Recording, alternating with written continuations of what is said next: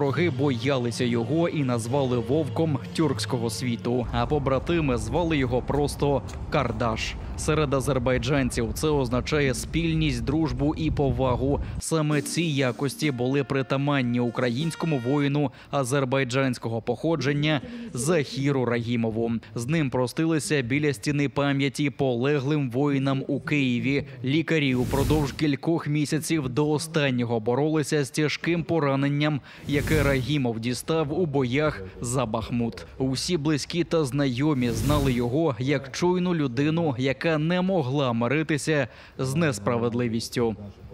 Він був воїн. Він хотів воювати, він хотів допомагати, щоб ми були незалежні і щоб були вільні. Він дійсно був сильний, дуже крутий воїн.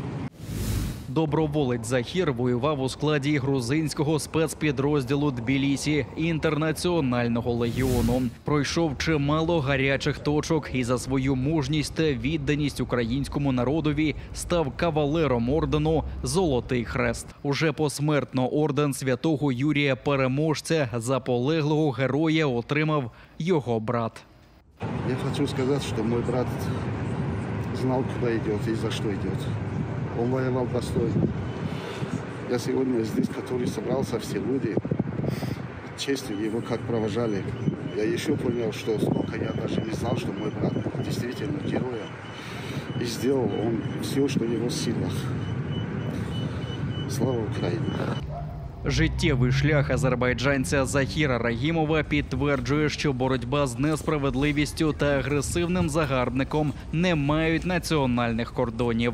На думку голови Меджлісу Рафата Чубарова, спільний зовнішній ворог об'єднує українців, азербайджанців та інші народи, які не щуток знають усю суть руського міра.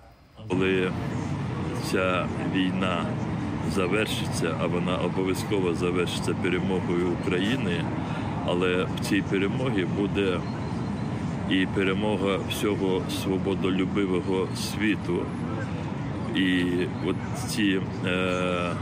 така інтеграція ще більше України в європейські процеси, світові процеси, вони обов'язково в багатьох сферах будуть відбуватися разом з Азербайджаном.